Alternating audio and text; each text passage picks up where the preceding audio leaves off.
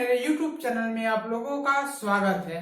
चलिए दोस्तों, इस वीडियो में आप लोगों को जा रहा हूँ एक बेहतरीन चीजें बतलाने, ठीक है, जो आपके वनडे एग्जाम में आते हैं। ठीक है दोस्तों, इसमें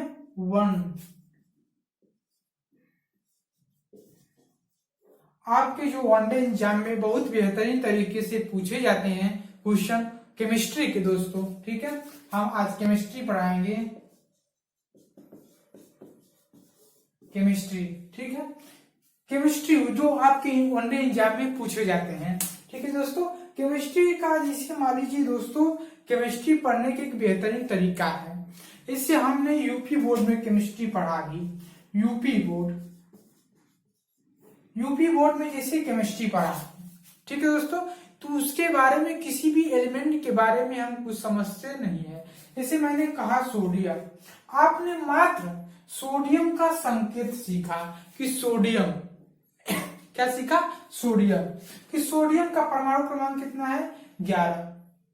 ठीक है, इसका द्रव्यमान संख्या एटॉमिक मास कितना है, आपने कहा 23। इसका इलेक्ट्रॉनिक विन्यास कहा है, आपने कहा 1s2 2s2 2p6 और 3s1 इलेक्ट्रॉनिक विन्यास। और सोडियम क्या होता है इसके बारे में आपने नहीं जाना। ठीक है, तो आप सिमिट के इतने तक रह जाते हैं, इंटरमीडिएट से यूपी बोर्ड हो, ठीक है, इंटरमीडिएट या क्लास 10 हो, ठीक है, इतना ही हम लोग सीखते हैं इसके बारे में। और इसका हम यूज कहाँ करते हैं, इसकी यूजेज क्या है, इसका महत्व क्या है, इसके लाइफ जीवन में क्या इसका उपयोग है, हम इसके बारे में तनिक भी ध्यान नहीं देते हैं। बस हमारा इंटरमीडिएट में इतना ही हालांकि काम होता है। ठीक है, हम हो सकता है इतना ही सीखते हैं, क्योंकि हमको जो काम है इतना ही इसका काम है। ठीक है दोस्तों, तो हम इस YouTube वीडियो को अपने आज हम वनडे एग्जाम के लिए एक बेहतरीन कंसेप्ट के साथ आपसे मिलेंगे आज। ठीक है दोस्तों, तो देख लीजिए थोड़ा, तो हम लोग अपने वनडे एग्जाम के लिए जो हम पढ़ते हैं वो चीज आते नहीं। ठीक है, अलग से क्यों तैयारी करने लगते हैं, क्योंकि हमको दोस्तों केमिस्ट्री से क्या पूछा जाता है, उसका यूजेज, उसका लाइफ जीवन में क्या उपयोग होती है, उससे रिलेटेड आपसे क्वेश्चन पूछा जाता है। ठीक है दोस्तों, ठीक है दोस्तों, चलिए हम कुछ आज टॉपिक डिस्कस करेंगे, जो है क्लासिफिकेशन ऑफ एसिड। क्या मैंने कहा, क्लासिफिकेशन ऑफ एसिड, एसिड के प्रकार। ठीक है, ऐसे हम एसिड के बारे में जानते हैं। अम्लों का वर्गीकरण, अम्ल क्या होते हैं, अम्ल क्या होते हैं दोस्तों, अम्ल वे होते हैं जो पदार्थ या चायन प्लस ओ एच आयन देते हैं उसे ही अम्ल कहते हैं। जैसे जल में घोलने पर जो एच आयन देते हैं और जो ओ एच आयन देते हैं उसे ही अम्ल कहते हैं। ठीक है, अब ओ एच आयन देते हैं उसे क्या कहते हैं, एच आयन देते हैं उसे क्या कहते हैं, आइए इस वीडियो में हम बात करते हैं। अम्ल के प्रकार क्या है, अम्ल किसे कहते हैं, अम्ल के सिस्टम क्या है, सभी प्रकार के एलिमेंट, सभी प्रकार के अम्लों का राज्य क्या है, उसके बारे में एक एक का हम डिस्कशन करेंगे। ठीक है, चलिए अम्ल का वर्गीकरण। जैसे दोस्तों अम्ल का मैंने कहा वर्गीकरण। ठीक है दोस्तों, अम्ल का वर्गीकरण, अम्ल क्या होते हैं, एक स्ट्रांग अम्ल होता है, स्ट्रांग एसिड। स्ट्रांग एसिड का मतलब प्रबल अम्ल, क्या होता है, प्रबल अम्ल। और एक होता है वीक एसिड। क्या होता है, वीक एसिड, यानी कि दुर्बल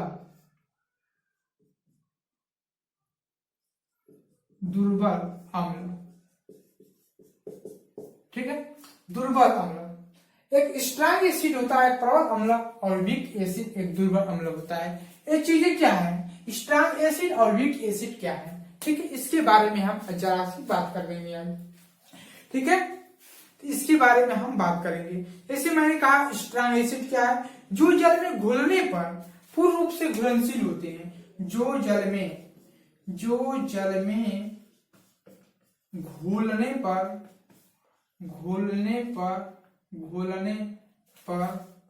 जल में पूर्ण रूप से घुलनशील होते हैं, उसे हम क्या कहते हैं, प्रबल अम्ल। समझ में आया दोस्तों, जो जल में घोलने पर जल में पूर्ण रूप से क्या होते हैं, घुल जाते हैं, उसे ही हम कहते हैं प्रबल अम्ल कहते हैं। और वीक एसिड कहते हैं जो जल में घोलने पर क्या, जो जल में घोलने पर आंशिक रूप से घुलते हैं। कैसी, आंशिक रूप से घुलते हैं, उसे हम कहते हैं वीक एसिड। ठीक है, वीक एसिड। जैसे मैंने कहा CH3 COO, ये क्या है, एसिटिक अम्ल। इसको हम जल में घुलने पर ये आंशिक रूप से घुलेगा। ठीक है, जैसे एसिटिक अम्ल। अब जैसे मैंने कहा प्रबल अम्ल क्या है बता दीजिए। जैसे प्रबल अम्ल H2SO4 HNO3, ये क्या है, ये प्रबल अम्ल है। ठीक, स्ट्रॉन्ग एसिड है, इसको जल में घुलने पर तुरंत क्या घुल जाते हैं, घुल जाते हैं। ठीक है समझ में दोस्तों, इसको घुल जाते हैं तुरंत। ठीक है, अब यह टूट को ऐसा इसको नोट डाउन करिए पहले। हो गया यह दोस्तों H2SO4 HNO3, ये क्या है, सल्फ्यूरिक अम्ल, ये शांत नाइट्रिक अम्ल है। ठीक है दोस्तों, ये क्या है, सल्फ्यूरिक अम्ल है या शांत नाइट्रिक अम्ल है। इसे जल में जब हम डालते हैं दोस्तों ना, जब डालते हैं जल में तो यह क्या होता है, घुल जाता है। लेकिन जब हम एसिटिक अम्ल को भी घुल जाता है, लेकिन क्या, आंशिक का मतलब थोड़ा सा मात्रा में ये बच जाता है, पूर्ण रूप से घुल नहीं जाता है, पूर्ण रूप से घुल नहीं जाता है। समझ में आया कुछ, ये पूर्ण रूप से घुलता नहीं है, कुछ आंशिक रूप से घुलता है। अब जैसे HCl मान लीजिए, यह भी क्या है, घुल जाता है, इसको भी हम एक घुलनशील करते हैं, यह भी घुल जाता है आपका। ठीक है, चलिए आप लोगों का नोट हो गया होगा, हम आगे चलते हैं।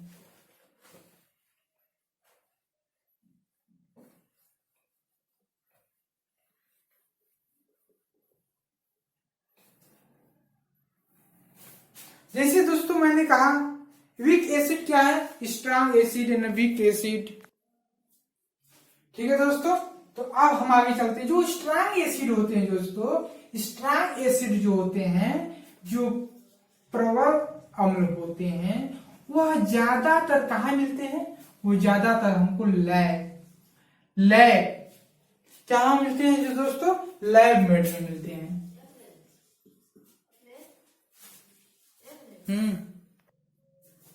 ठीक है दोस्तों, तो जो स्ट्रॉन्ग एसिड होते हैं वो लैब मोड में होते हैं, ज्यादातर लैब में होते हैं। जो स्ट्रॉन्ग एसिड होता है जैसे लैब में रखा जाता है, वो अभी उतना स्ट्रॉन्ग नहीं होता है, बस एक तरह से पेटकल के रूप में रखा जाता है। जो लैब होता है दोस्तों, जैसे स्कूल में होता है, जैसे अन्य जगह होता है, बड़े बड़े कोचिंग संस्थानों में जो होता है, स्कूल में कॉलेज में जो होता है लैब केमिकल का, तो वो लैब में भी वो उतना स्ट्रांग नहीं रखा जाता है, उतना ओरिजिनल नहीं रखा जाता है, क्योंकि वो ऐसे लैब वो बस सीखने के लिए रखा जाता है। तो एक तरह से माना गया है वो लैब में ज्यादातर होते हैं। और जो दोस्तों वीक होते हैं, वीक एसिड जो होते हैं ना दोस्तों, वो दुर्बल अम्ल जो होते हैं वो कहाँ मिलते हैं, नेचुरल प्राकृतिक में होते हैं। इसे माना गया है, इसे क्या माना गया है, वीक एसिड प्राकृतिक, इसे माना गया है, क्या माना गया, प्राकृतिक, इसे ज्यादातर प्राकृतिक माना गया है। ठीक है,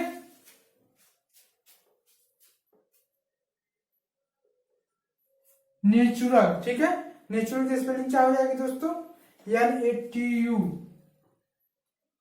नेचुरल, NATURL, नेचुरल, ये प्राकृतिक होती है। ठीक है, जो वीक एसिड होती है कैसी होती है, प्राकृतिक होती है हमारी। ठीक है, प्राकृतिक जैसे मैंने कहा पहला मैलिक एसिड, मैलिक अम्ल, दूसरा क्या है, लैक्टिक अम्ल, तीसरा का टार्टरिक अम्ल। ठीक दिखाई दे रहा है दोस्तों। उसके बाद हाइड्रोलिक एसिड, अम्ल। ठीक, तो ये सब प्राकृतिक में पाई जाती है। इससे प्राकृतिक का मतलब नेचुरल होती है। मैलिक अम्ल, लैक्टिक अम्ल, टार्ट्रिक अम्ल, हाइड्रोलिक अम्ल, ये सब पाई जाती है। ठीक है, समझ में आया? तो डू नॉट प्रॉफिट।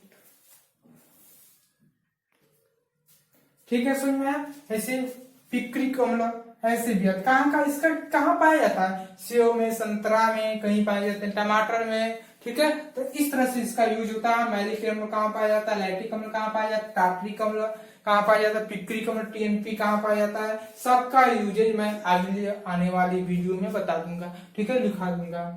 आगे इतना ही सीखिए। ठीक है दोस्तों, तो ये सब मैंने बस आपसे मतलब है बतलाने के लिए। जो स्ट्रॉन्ग एसिड होते हैं वह लैब में ज्यादातर होते हैं। जो वीक एसिड होते हैं, दुर्बल अम्ल होते हैं, प्राकृतिक में पाए जाते हैं। प्राकृतिक में कौन से पाए जाते हैं हम लोग? मैलिक अम्ल, लैक्टिक अम्ल, टार्ट्रिक अम्ल, हाइड्रोलिक अम्ल और कौन सा पिक्रिक अम्ल पाया जाता है। ये सब प्राकृतिक में पाए जाते हैं। ठीक है, तो आज ने आपने सीखा भी। चलिए हम H2SO4 के बारे में बात करते हैं। ठीक, H2SO4 क्या है दोस्तों?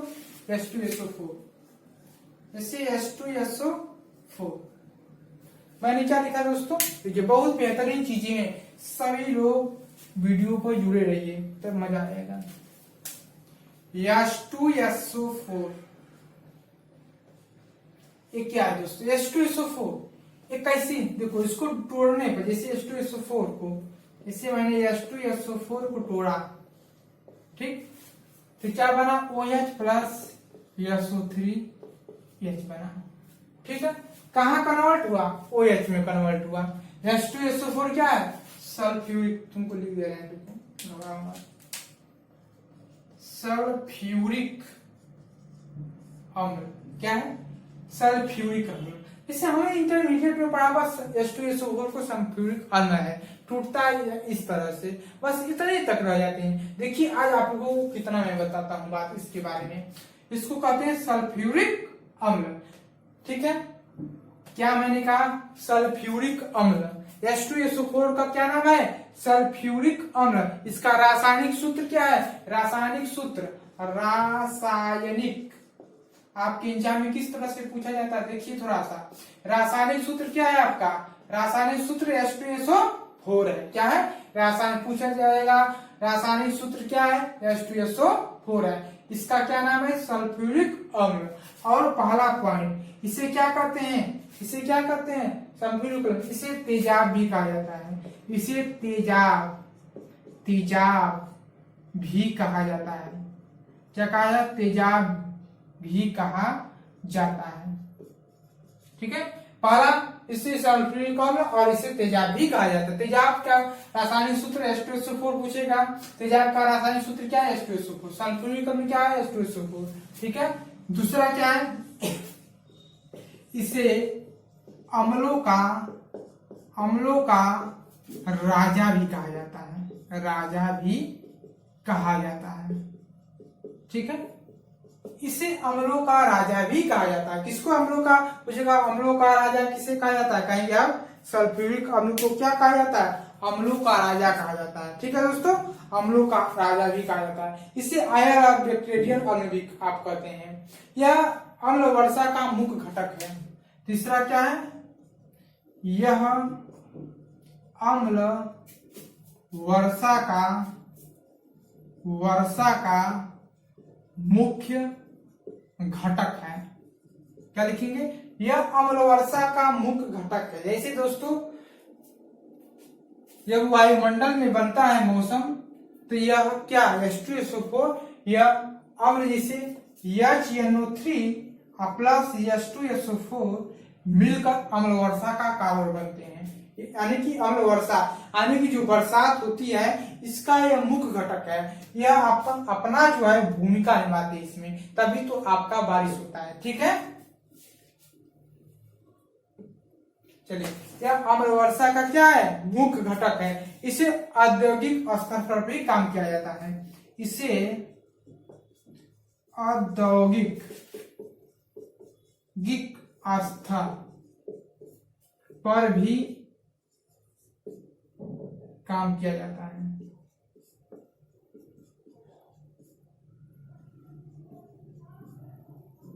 इसे औद्योगिक स्तर पर भी काम किया जाता है। समझ में आया दोस्तों?